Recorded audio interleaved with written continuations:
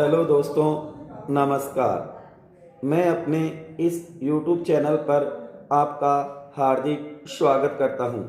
जैसे कि दोस्तों, हम बात कर रहे थे प्राचीन भारत के इतिहास की और हमारा टॉपिक चला था गुप्त साम्राज्य या गुप्त काल, जिसे भारतीय इतिहास का स्वर्ण काल या स्वर्ण युग कहा जाता है।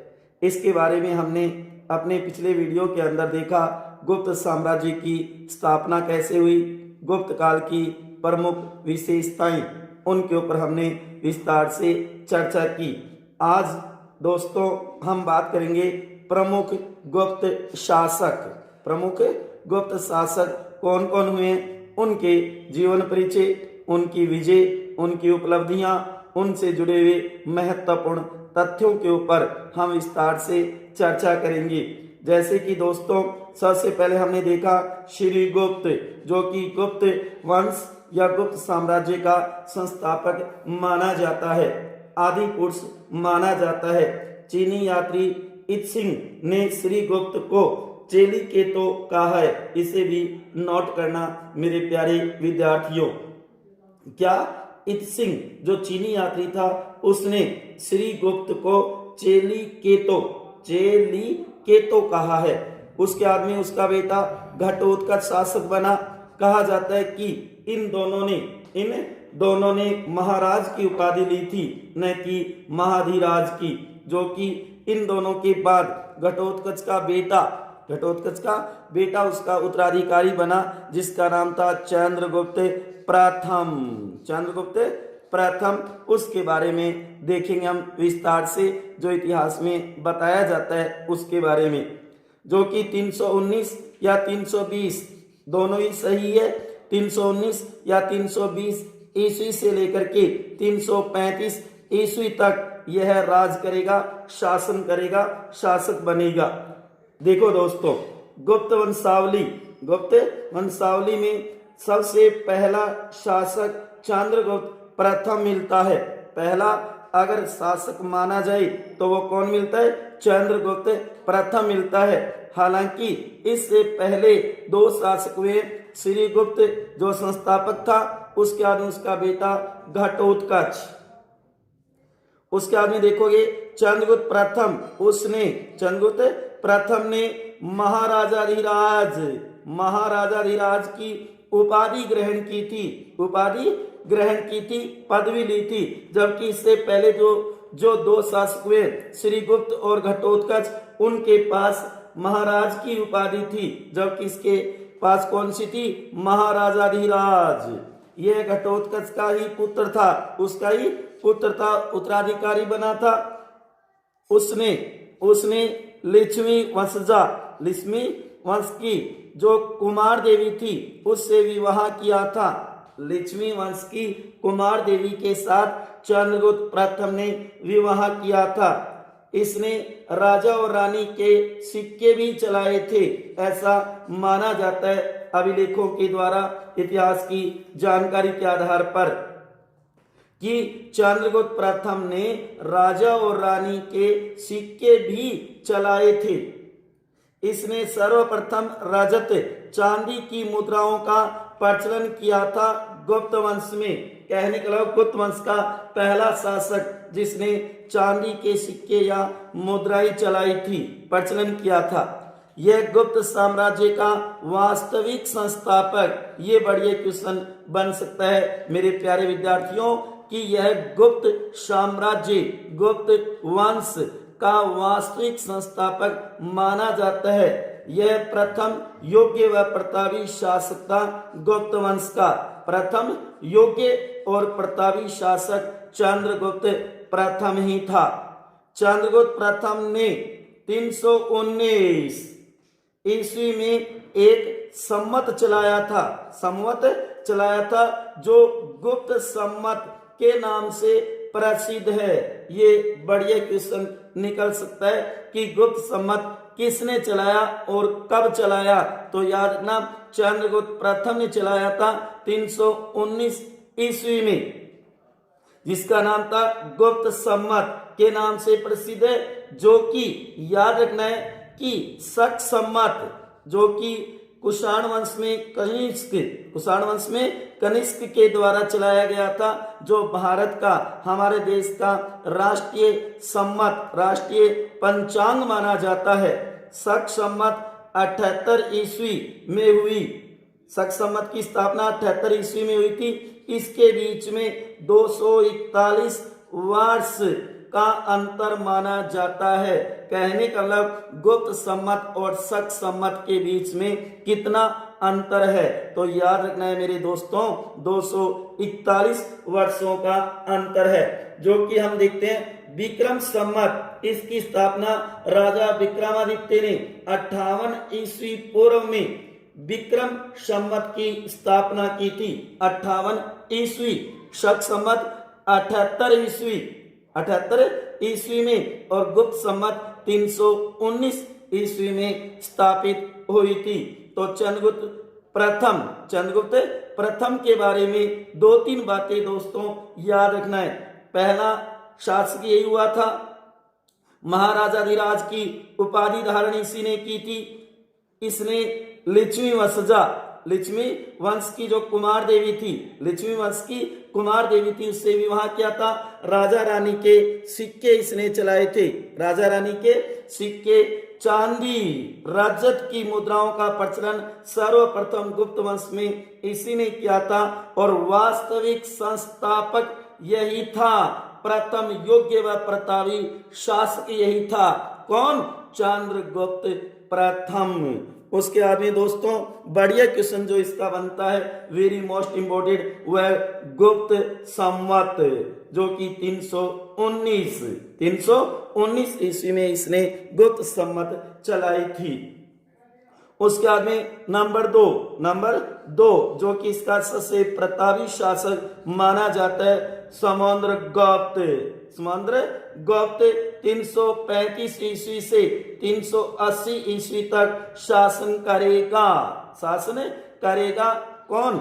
समुद्रगुप्त 335 ईस्वी से 380 ईस्वी, जो कि इसका दूसरा प्रतापी शासक कहा जा सकता है, दूसरा प्रतापी शासक माना जा सकता है। जो कि आप देखोगे चंद्रगुप्त प्रथम के बाद में यही शासक बना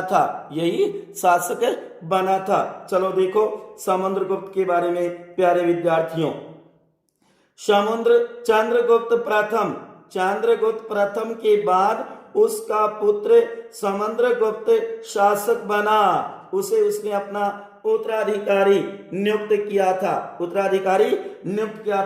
चंद्रगुप्त प्रथम ने अपना उत्तराधिकारी किसे नियुक्त किया?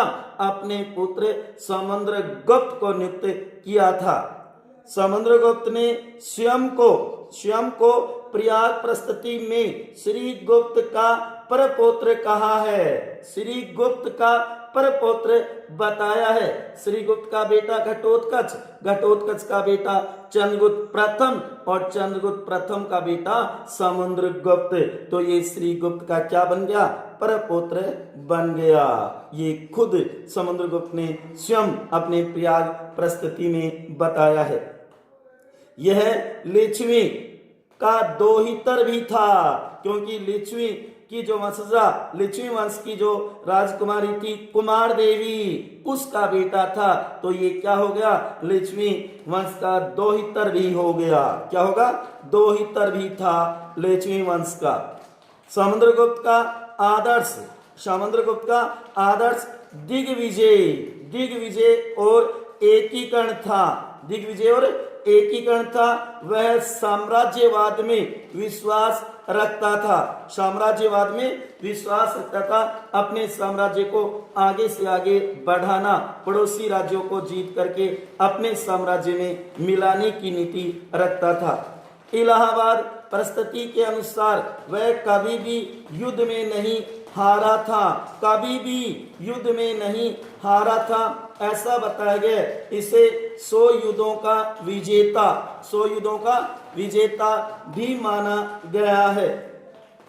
विजेता कहा जाता है, इसने 100 से अधिक युद्ध जीते। इसीलिए वेरी मोस्ट इंपोर्टेंट क्वेश्चन बनेगा दोस्तों, विंसेंट जो इतिहासकार विद्वान हुए विंसेंट स्मिथ ने इसे भारत का नेपोलियन कहा है। किसको? समुद्रगुप्त को। बहुत बार ये क्वेश्चन कंपटीशनों में पूछा जाता है कि भारत का नेपोलियन किसे कहा जाता है, तो याद रखना गुप्त वंश का शासक समुद्रगुप्त को कहा जाता है। और किसने कहा? विंसेंट स्मिथ ने कहा। विंसेंट स्मिथ नाम करके जो विद्वान हुआ था उसने इसे भारत का नेपोलियन कहा है। समुद्रगुप्त के समय में गुप्त साम्राज्य का सबसे अधिक विस्तार हुआ था समुद्रगुप्त के शासनकाल में गुप्त साम्राज्य का। समुद्रगुप्त ने अश्वमेध यज्ञ भी किया था। उसके सिक्कों पर अश्वमेध पराक्रम लिखा मिलता है। ऐसे उनके सिक्कों से प्रमाण मिले हैं कि उसने अश्वमेध यज्ञ भी किया था। यह ललित कलाओं और संगीत में भी निपुण था। ललित कला और संगीत में भी निपुण था। उसे कविराज भी कहा गया है। कविराज किस गुप्त शासक को? समुद्रगुप्त को कविराज भी कहा गया। एक सिक्के पर उसकी आकृति वीणा बजाते हुए दिखाई गई है, इसलिए इसे कविराज भी कहा गया है। वसुबंधु बौद्ध भिक्षु या विद्वान इसके दरबार में ही था। कहने का मतलब संरक्षण दे रखा था उसको समुद्रगुप्त ने अपने दरबार में। बहुत बढ़िया क्वेश्चन निकल सकता है यहाँ से कि वसुबंधु बौद्ध भिक्षु या विद्वान किसके दरबार में था, तो याद रखना है मेरे प्यारे विद्यार्थियों, समुद्रगुप्त के दरबार में था वसुबंधु बौद्ध भिक्षु। समुद्रगुप्त ने गरुड़ प्रकार, जो उनका राष्ट्रीय प्रतीक था गरुड़ प्रकार, धनुर्धारी, परशु, अश्वमेघ, व्याघ्रहरण और वीणा वादन 6 प्रकार के सिक्के चलाए थे। 6 प्रकार के सिक्के प्राप्त हुए उनके कि उसने गरुड़ प्रकार, धनुर्धारी, परशु, अश्वमेघ, व्याघ्रहरण और वीणा बजाते हुए उसके सिक्के प्राप्त हुए। ये 6 प्रकार के उसने सिक्के चलाए, ऐसा प्रमाण मिला है। समुद्रगुप्त के दरबारी कवि, वेरी मोस्ट इंपोर्टेंट क्वेश्चन है, गौर करना इस बात पे। समुद्रगुप्त के दरबारी कवि हरिसेन, जो कि ध्रुवभूति का पुत्र था। किसका था? ध्रुवभूति का पुत्र था। हरिसेन ने उसकी सैनिक सफलताओं, सामरिक विजयों, सैनिक सफलता कह दो या सामरिक विजयों का विवरण इलाहाबाद या प्रयाग प्रस्तुति अभिलेख में किया है। चाहे इलाहाबाद कह दो या प्रयाग प्रस्तुति, किससे संबंधित है? समुद्रगुप्त की जानकारी हमें सबसे अधिक इतिहास में कहाँ मिलती है? इलाहाबाद या प्रयाग प्रस्तुति में मिलती है, जो अभिलेख है। यह संस्कृत भाषा में है। ये भी दोस्तों नोट करना कि जो प्रयाग प्रस्तुति है वो किस भाषा में? संस्कृत भाषा में। चंपू शैली जो गद और पद दोनों में होती है वो होती है चंपू शैली में लिखी हुई है ये अभिलेख या प्रयाग प्रस्तुति। समुद्रगुप्त की तुलना बुद्धि के देवता बृहस्पति से की गई है। बुद्धि के देवता बृहस्पति से की गई है समुद्रगुप्त की तुलना। इस शासक को लक्ष्मी और सरस्वती के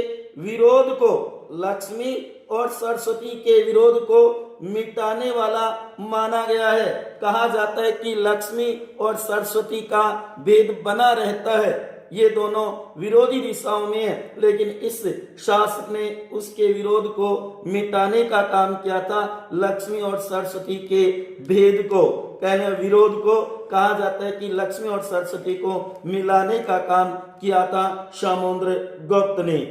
वह विष्णु भक्त था। समुद्रगुप्त किसका भक्त था? विष्णु, क्योंकि गुप्त शासकों का इष्ट देवता भगवान विष्णु ही था। वह विष्णु का भक्त था, परंतु दूसरे धर्मों का भी समान रूप से आदर करता था, समान रूप से आदर करता था, ऐसा माना गया है। तो आगे हम देखेंगे समुद्रगुप्त की विजय अभियान उपलब्धियां कि वह अपने क्षेत्र को कितने भागों में बांटेगा, किस किस क्षेत्र को जीतेगा। जैसे कि समुद्रगुप्त ने उत्तर भारत आर्यावर्त के 9 शासकों को पराजित किया, वहीं उसने दक्षिणापथ के 12 राजाओं को 12 शासकों को पराजित किया, जिसे ग्रह मोक्ष अनुग्रह नीति के नाम से जाना जाता है, जिसके बारे में हम विस्तार से अगले वीडियो में पढ़ेंगे कि समुद्रगुप्त ने कौन कौन से विजय अभियान चलाए, एक रोचक जानकारी और महत्वपूर्ण तथ्यों के साथ। आज हमने बात की 2 प्रमुख शासकों की, जिसमें सबसे पहले तो हमने देखा चंद्रगुप्त प्रथम, जो पहला शासक माना जाता है चंद्रगुप्त प्रथम, और उसके बाद में हमने देखा दूसरा समुद्रगुप्त। कई बातें इसके अंदर बहुत ही महत्वपूर्ण है दोस्तों, जो आपको जरूर तैयार करनी है। जैसे कि वास्तविक संस्थापक कौन? चंद्रगुप्त प्रथम। भारत का नेपोलियन किसे कहा जाता है? समुद्रगुप्त को कहा जाता है। गुप्त सम्मत किसने चलाई? चंद्रगुप्त प्रथम ने चलाई। वहीं प्रयाग प्रस्तुति का संबंध किससे? समुद्रगुप्त से है। कहने का लव गुप्त वंश का पहला योग्य शासक प्रतापी शासक कौन हुआ? चंद्रगुप्त प्रथम हुआ। वहीं गुप्त साम्राज्य का सबसे अधिक विस्तार किसके शासन काल में हुआ? समुद्रगुप्त के शासन काल में हुआ। ये कई महत्वपूर्ण क्वेश्चन आज हमने देखे, इन्हें दोस्तों अपने रजिस्टर के अंदर जरूर नोट करना। अपने नोट्सों में मिलते हैं अगले वीडियो में, तब तक खुश रहिए, हंसते रहिए, मुस्कुराते रहिए। जय हिंद। इसी के साथ दोस्तों धन्यवाद।